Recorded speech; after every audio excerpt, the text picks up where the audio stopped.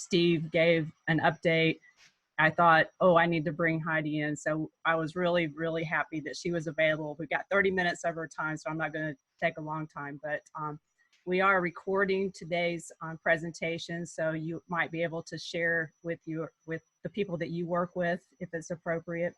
We'll also have some information on the Manatee County Extension website that will link to resources, and I'll put that address or that link in the chat in just a few minutes.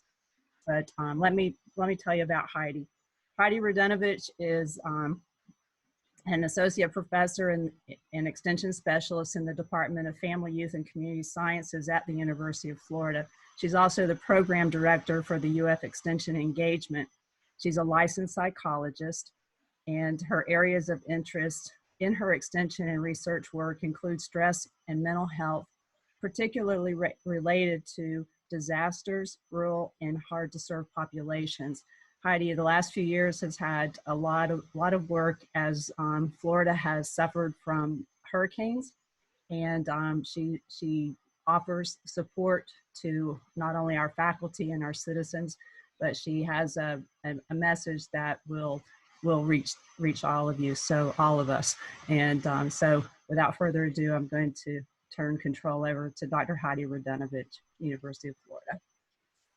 Thank you so much, Brenda, and I really appreciate you guys inviting me out here today, and hopefully this will be useful for you. So I just want to start out by saying, you know, what we've been having here, it's so unprecedented. This isn't sort of our normal day-to-day stuff, even as far as disasters go. And, you know, Florida, we know our disasters, right? We know about hurricanes. We know what to do when a hurricane comes. We're experienced with that. But something like this is a whole other level of stress that's coming our way. And it's something that we really have, like, we're just not even set up to handle this sort of a crisis in our society at large.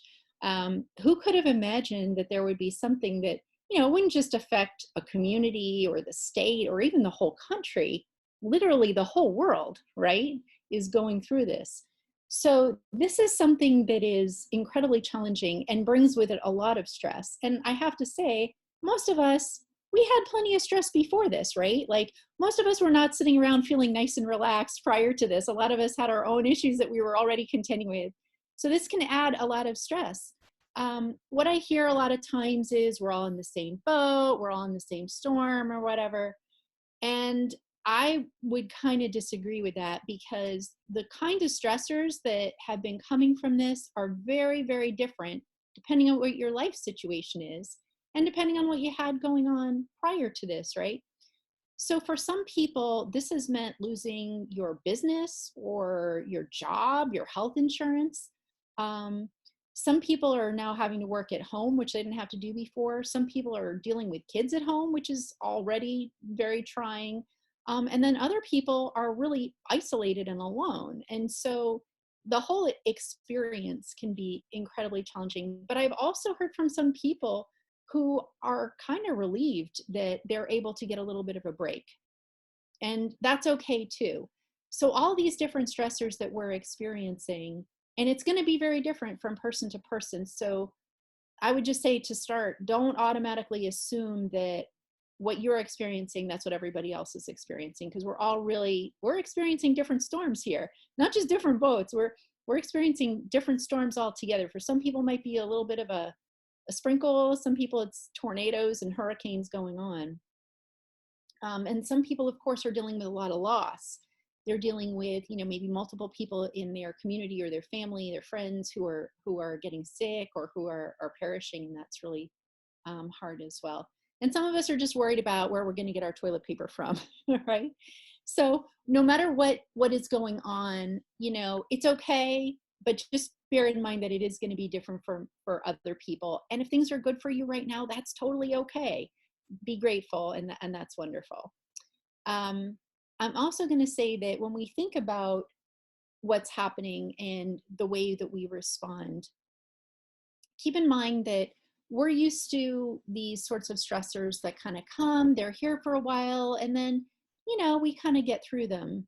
Right now, this is so unprecedented, we don't even know what to expect. So in addition to whatever concrete things going on, job loss or whatever, there's also this sort of lingering unpredictability. Like I heard people talking prior to this, like, what's the governor going to say? Are we going to open up? When are we going to open up? How are we going to open up?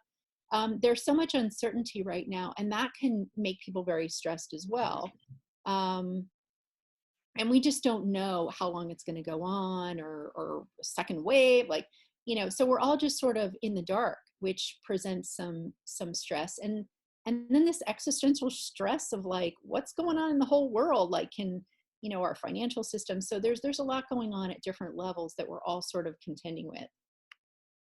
What I will tell you is that when we experience stress, we have a response that many of you have heard of. It's called the fight or flight response, right? So your body's getting you ready.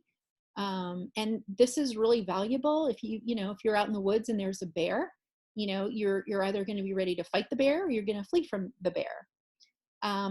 But even if it's not a bear, even if it's worrying about your bills, or, how you're going to manage if you lose your home, or those sorts of stressors, no matter what stressors you're going through, your body's having the same reaction. And we're all built to go through this for a short time, but we're not built to go through this for the very long periods of time.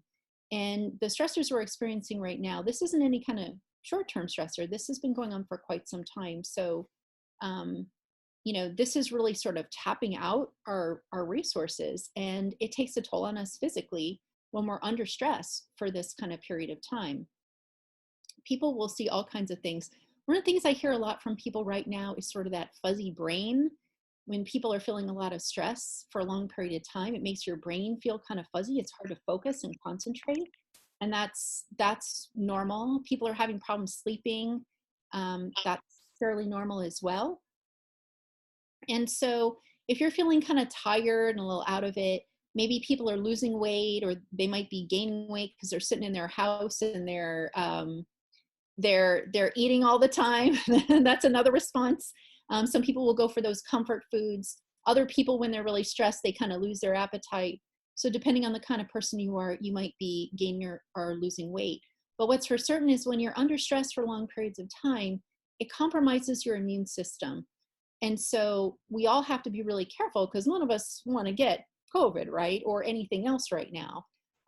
But when you're under tremendous stress, your immune system is compromised, and you're at greater risk of getting anything from a cold or a flu or COVID, to even, it increases your risk for things like cancer or diabetes. So I think, we have to do what we can to try to mitigate these effects of stress, and try to do what we can to keep it under control as much as we can. But I will say, stress is fine. Like I said, we're kind of meant to deal with this for briefer periods of time, getting us ready to fight or flee. But we kind of get tapped out when this goes on and on and on. And I think a lot of our emotional resources that we have to deal with this can kind of wane. And you notice maybe people are a little more edgy, right? I know for myself, I'm not always most charming when I'm under this tremendous amount of stress. And sometimes I can keep it under wraps. And there are times, though, when my child, she tries me, and yep, I don't have that kind of patience today, right? So those are some things that are going to happen. And we all have different ways that we like to cope. And some of those ways are going to be probably more adaptive and more helpful than others. Some people like to talk about their stressors. Some people don't. Some people, that just makes them more stressed out to talk. And so, how you like to kind of process things. Talking's great. Getting that social support, if you're able to get it, is wonderful. But if you're not that kind of person, other ways that are really good for coping is getting some physical activity and exercising. We'll talk more about some other things to kind of help us with our stress. There are all kinds of great activities we can engage in that can help us manage our stress, or just some people just go for distraction, right? And some people, when there's, bad stuff going on, they like to pitch in and help out. And my guess is probably a lot of folks on this call are in that camp, right? And we're all sort of used to being in that situation where we like to help out, we want to be there for other people, and we're oftentimes a little bit more limited right now, and maybe feeling like we got our hands tied, we can't do what we want to do, or maybe we need to get help, and that's a lot harder for many people to ask for help. It's a lot easier for us to be in that position where we're giving the help, right? And so those are some of the more positive ways that people will sort of react. Some of the more negative ways where you kind of feel like, okay, people need to get some intervention here. If people are using substances to cope as their main coping mechanism, and it's causing them to have problems with functioning, right? So I'm not saying, you have a drink every night, that's fine. But if you need to be drinking all day long and it's starting to get in the way of your ability to get your job done, then, you may want to reach out and get some help. And, I use alcohol as an example, but there are other substances out there as well that are, people sometimes use to try to sort of medicate themselves in these tough times. I would also say another thing that we see a lot right now is people getting violent or lashing out. And there are some people who are stuck in these really dangerous situations where there's domestic violence going on. And there's help out there for that as well. But, it's not okay for people to be like that. Yes, it's okay to be grumpy, but if people are getting violent, that's kind of a problem there. And then there are some people who just sort of shut down and they're just not doing anything for days on end. And that's another kind of sign. Maybe it's time to get some help. We know some people are going to be a little bit more vulnerable right now. Anybody who's kind of living alone right now, you're going to be a little bit more vulnerable because it's harder to get that social support. So if you are someone living alone, make sure you try to reach out and get some social support, and look out for your friends and family and neighbors who might be going through this alone. Anybody who's kind of struggled with any kind of mental health issues prior to this, these incredible stressors, it can kind of exacerbate things. And so keep an eye out for that as well. People who normally have some sort of resources available to them that are now being taken away, whether it's caretakers or other sorts of social support, they're going to be a little bit more vulnerable. And some people are going to have to work like a lot longer hours, tire themselves out. They're going to be vulnerable, as well as people who are potentially being exposed to COVID in their jobs. And then, of course, anybody who's got kind of multiple stressors going on. I know people here probably have their ways that work really well for them to cope with stress, right? Because there's nobody on this call who's had no stress in their life, right? You've all experienced stress. And so I just want to talk about some ideas to sort of think about, to maybe expand your repertoire, to think about other things you might want to try. Because sometimes what we've done in the past, it works for us really well. Sometimes we maybe don't have those outlets anymore. We need to think about other things, or we just need more ideas, right? So the first one I would say, which we talked about a little bit before, is exercise. This is huge. Not only does it relieve stress, but it also releases some neurochemicals that are going to help you to feel better. And so if you're somebody who's struggling with any kind of anxiety or depression, exercise regularly, like every day if you can, is really beneficial. And I know exercise is hard, okay? I struggle with getting my exercise in. I'm not somebody who loves to exercise.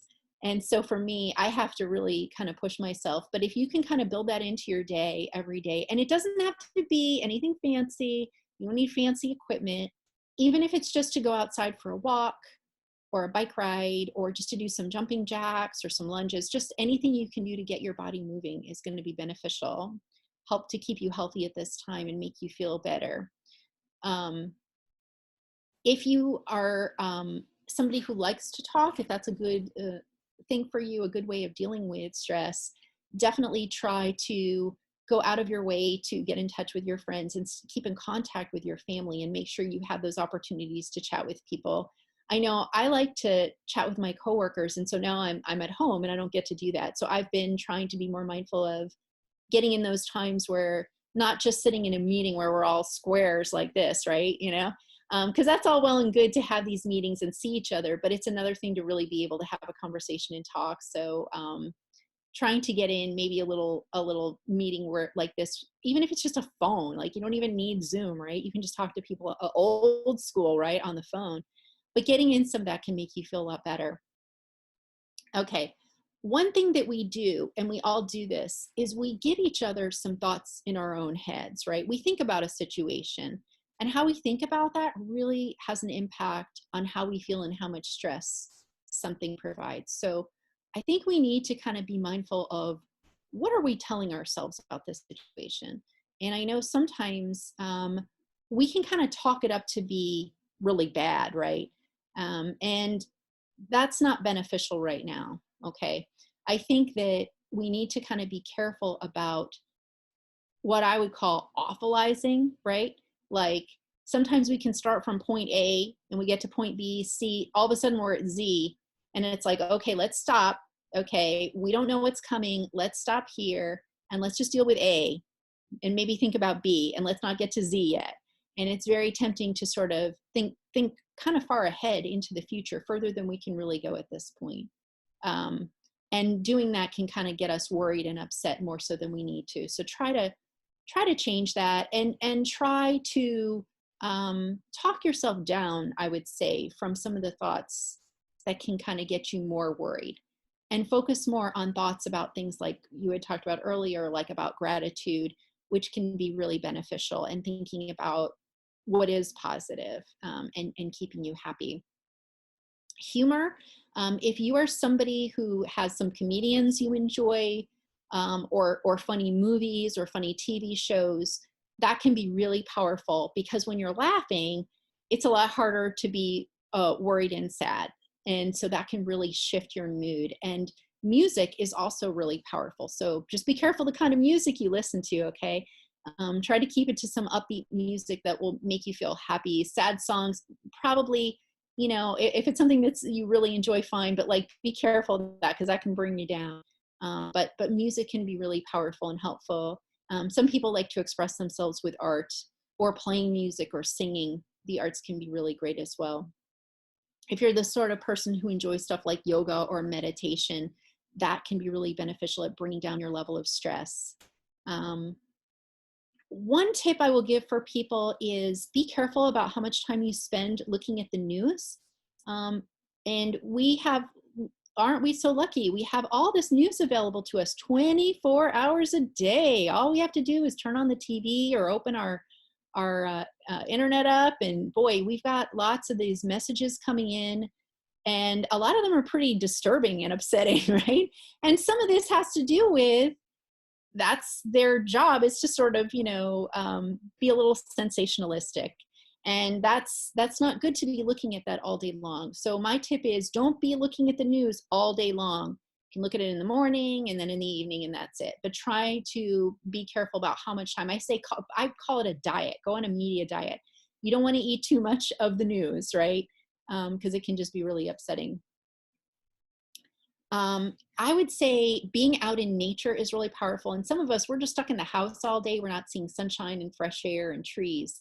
There's research to show that being exposed, especially to things like trees and nature, can be really beneficial for your mental health. So I would encourage you to go ahead and engage in that if you're able to. Obviously, don't go to the beach with 5,000 people all smushed together, right? We know better than that. But if you can go somewhere out in nature, whether it's out in your backyard or down your street, or if you have any parks locally that are available where you can be safe and social distance, that's great. And if you have access to a beach where it's not crowded, that's cool too. I would say spending time with pets can be very beneficial. If you have a nice pet that's not going to bite you all the time, like some of my cats can be. And I would say also be mindful about how much and what you're eating. Right now is not a good time. I know it's so tempting. We're at home. I know I do this. I love to go for the junk food, and I've been baking a little too much. The scale is starting to let me know. So just be careful, because our immune system's compromised. We got to eat a little healthier than normal. And we need to stay hydrated as well, and get as much rest as possible to keep our immune system up. All right. So we've talked a lot about some of these stressors and some things that we can do as far as coping. So I want to talk now about what sort of responses are normal and they're sort of expected versus when you would maybe need to seek help, right? Um, I would say if you are working and you start to feel like you're really irritable, that's normal. And it's also a sign you need to take a break. We may not be able to work at the same level that we're accustomed to working. And that's okay. This is just us. This is where we're at right now. This is part of our coping. It's okay if your brain is fuzzy sometimes and you go a little slower. It's okay if you're getting crabby and you're irritable. Take a break and try to do something to kind of calm yourself down. If you suddenly start crying, or you find that you're, more easily feeling sad and teary, that's okay. These are crazy hard times, and that's a normal response. If you are crying all day long every day and you're not really able to function in any meaningful way, that's a time when you should think about trying to get some help. A lot of people are experiencing nightmares or weird dreams about the pandemic, right? Like, suddenly you're in your dream and you're like, people are too close, I need to socially distance, and you do this in your dream and you're like, wow, that's really weird. But a lot of that is coming up for people. That is normal and part of our body trying to process all this stress and potentially trauma that's going on for us. But these are some of the things that are normal. It's normal to feel anxious. And I would say, listen to your body. If you start, getting teary or crying, it's totally okay. And it's a sign you need to sort of take a break and take care of yourself.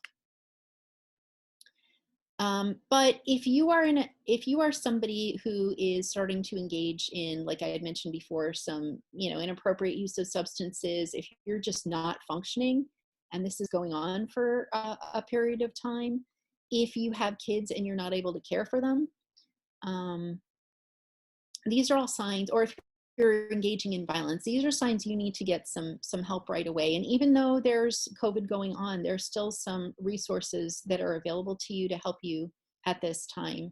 And there's a little cheat sheet that I gave to Mac that I think he's going to send out to you, or maybe he put some information in the chat box as well.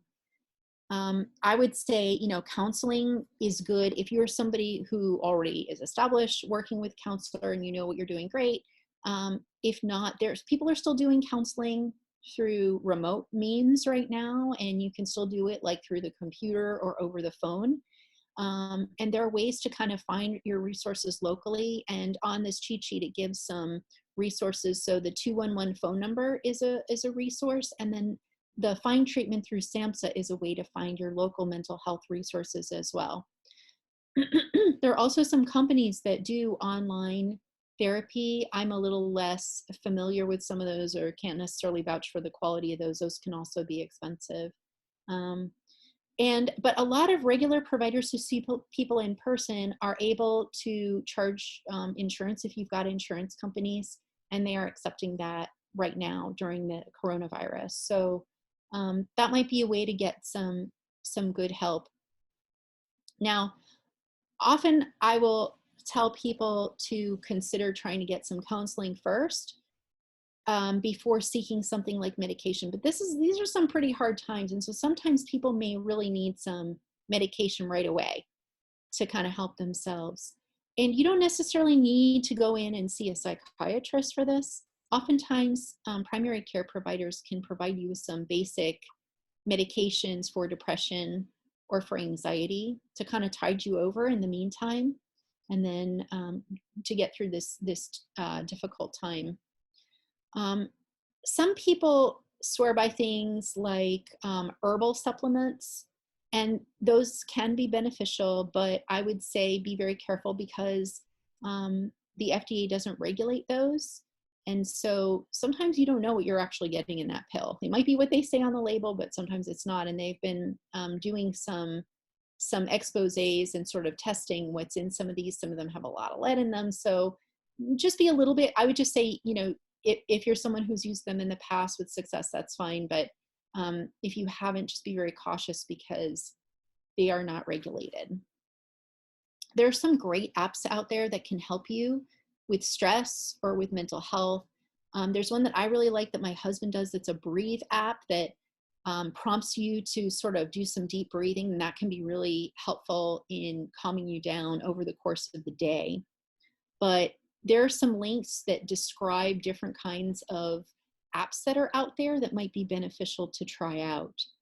I would also say if you're somebody who enjoys music, Spotify is free, and they have a lot of great like meditation music or guided meditations, as well as great music that might be beneficial for you as well. I also provide in that list some crisis information in case you find yourself or somebody you love is in crisis. And there's suicide prevention hotline, SAMHSA substance use and mental health hotline to kind of talk to somebody and get some consultation and hopefully find some local resources. And they have services in Spanish as well as for people who are deaf or hard of hearing. Also on the list, I've got some publications about from SAMHSA, which is a Substance Abuse and Mental Health Services Association. And they've done some good ones related to dealing with pandemic, how to manage that, dealing with kids in these circumstances. And those are also English and in Spanish. And then UF Health has put together some really nice resources related to health, as well as mental health and all kinds of things. And I include the link for that as well. And that's a great one to sort of check out because they have a ton of different categories, everything from like activities to do, courses you can take, as well as, different sorts of information on different things and how to get help. So that's a really good one as well. So hopefully this will be helpful for you, and I'm happy to answer any questions that you guys have, or if you have any thoughts or things that you want to add. Okay, ladies and gentlemen, this is your opportunity. All you have to do is click on the unmute button down in the lower left-hand corner if you want to do that, or if you just want to type it in. I have a question, Mac. Well, don't ask me, ask Dr. Radunovich. It's Angel. Is it normal to, for example, I've been finding I can't fall asleep before 1:30 or 2 o'clock in the morning, and there's nothing particularly on my mind that I can think of, but it all of a sudden since this all started, I can't fall asleep. I guess I can't figure out. I can try to fix it by going to bed earlier, but I still can't fall asleep. So is that normal that all of a sudden this has happened? Yes. So if you're someone who's always, been able to fall asleep quickly, and it's not necessarily, even if you're lying in bed and you feel fine at that moment, all over the course of the day, and just all this stuff sort of in the background can still be affecting you. Also, sometimes people are doing weird things that are outside their normal that can have an impact on your sleep. For example, you might be maybe having more caffeine. I don't know. Sometimes people maybe, you're at home, you might be drinking more caffeine or till later, so you may want to keep an eye on that. And sometimes people are online a lot more than they are normally, and that can also affect your sleep. So I would recommend, if you want to go to sleep earlier, maybe about an hour before you're ready to go to sleep, get off the TV, get off the internet, anything with those sorts of lights on, stay away from that, and move to stuff like maybe some relaxing music, maybe read a book. And that'll sort of give your brain an opportunity to turn all that stimulating light off and get it more ready for bed. If you have like any kind of herbal tea that you like sleepy time, just something like that. Obviously nothing with caffeine in it at bedtime, right? You may want to just do something like that to sort of, again, get your body a little bit more soothed at bedtime. And that might make it a little bit easier for you to get to bed sooner. But, you know, it might just be that you need to work a little bit harder than you normally would to get yourself ready for bed, because you have been under more strain. Even when you're not, even if you're not feeling it, right? It's just sort of there in the background, and it can be affecting you. But yes, that is something that I am actually hearing a lot. So you're not alone Okay. for sure. Okay, thank you. So I have a question. This is Christy. And I know some of us on the call we in our jobs, we're managing a lot of people. And I mean, I like that you said in the beginning that people are responding to this differently, and each person has a different situation. And I'm finding with my staff, you know, they're all responding at different speeds of what they can handle, and kind of correlates with how fast they can learn versus not learn, because we had to shift and change very, very quickly. And you know what I'm kind of concerned about is changing that. Now we're pulling everybody back to work, which now we're shifting and changing again, and how fast they respond. I mean, and I feel like we're stressing them out even more. Having to shift gears so fast and change back and forth. Do you hear any? I hear what you're saying. Yes, you're right. All these changes that we need to make in a short time span, that is a stressor in and of itself, right? Having to change the way we do business, right? So that is a stressor in and of itself, and changing back is a stressor too, especially if suddenly you have to go back to work, but your kids are still out of school. What are you going to do? Right. And so it can be very challenging for a lot of people. And then people are worried about their health. You know, are we going to have masks? What are we going to do? So I agree that potentially going back could cause some additional stress for people, for sure. And what you're seeing is not even just, I would say probably what you're seeing is not just how quickly you can adjust to those changes, but how many changes you have to make, right? For some people, maybe, you know, they've got their job and some friends and that's it. Other people, you know, they've got several kids and they've got to school them all of a sudden and take care of them while they're trying to do their job full time. And this can be a mess. So I think that what people are contending with is very different from person to person. The quantity of things they've had to adjust to is very different. And the number of supports that they have in their lives can vary. Some people still have parents who are helping them out with their kids. Other people don't. They're on their own.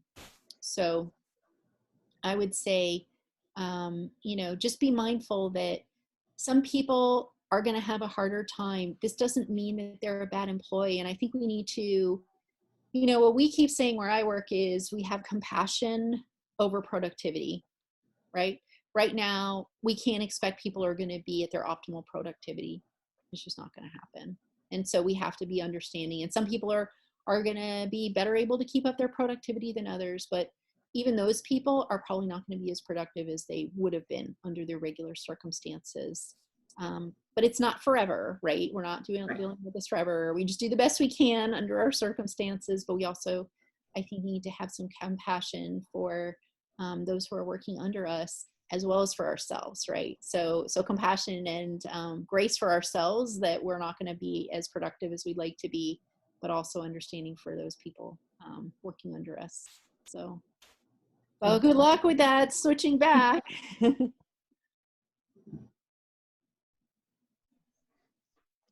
Anyone else?